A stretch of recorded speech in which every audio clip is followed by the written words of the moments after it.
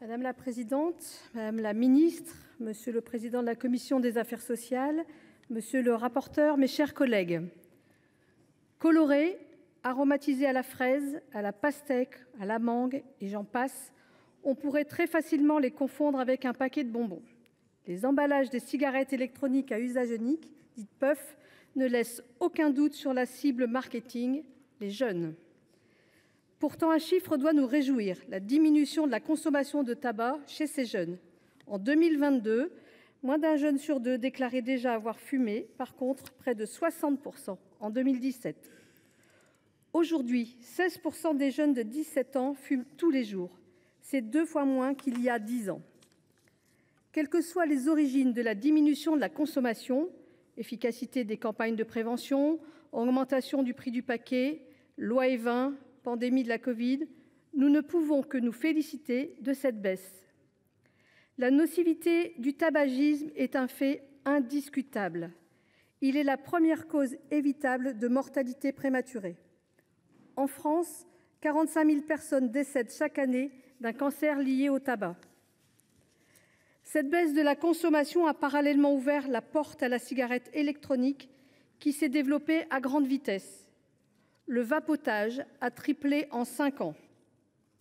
Chez les jeunes, depuis 2021, c'est précisément le recours à la cigarette électronique qui rencontre un vrai succès. Le packaging est, paraît-il, séduisant. Mais surtout, la vente à l'unité permet un prix bien inférieur à celui d'un paquet de cigarettes, aujourd'hui à environ 11 €, qui offre, lui, l'équivalent de 300 bouffées.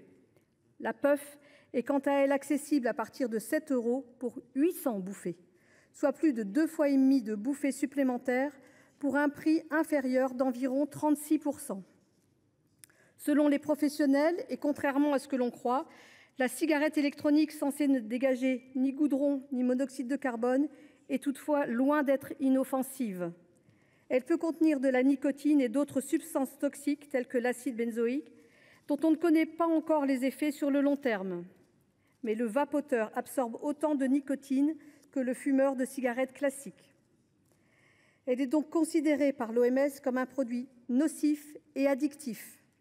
La littérature scientifique n'est pas unanime sur le niveau de toxicité de la cigarette électronique. Hélas, aucune étude scientifique à ce jour ne permet d'affirmer qu'elle est moins dangereuse que la cigarette classique. Je souhaite en profiter pour remercier notre rapporteur, M. Khalifé.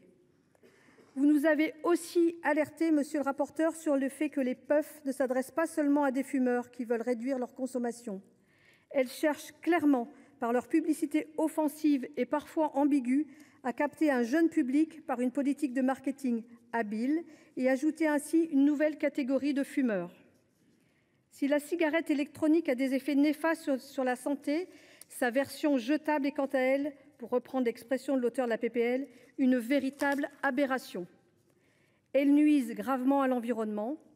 On sait déjà que la durée de vie d'un mégot est de 12 ans. 23,5 milliards de mégots sont jetés dans l'espace public chaque année en France. Coût pour les collectivités locales, 100 millions d'euros par an. Les puffs, quant à elles, contiennent du plastique, mais aussi des métaux lourds comme le lithium, le chrome, le nickel, le mercure, le cobalt, le fer, l'aluminium, le cuivre, le zinc ou encore le plomb. Rien que cela. D'après les spécialistes, il est quasiment impossible de les recycler en raison de techniques de fabrication dont je vous épargne les détails. Interdire un produit qui nuit autant à la santé de nos enfants qu'à celle de l'environnement, c'est une évidence. Nous espérons que l'avis de la Commission européenne, nécessaire pour appliquer ce texte, partagera cette évidence. Ainsi, notre groupe, les Indépendants, votera pour cette PPL. Je vous remercie. Merci, chers collègues.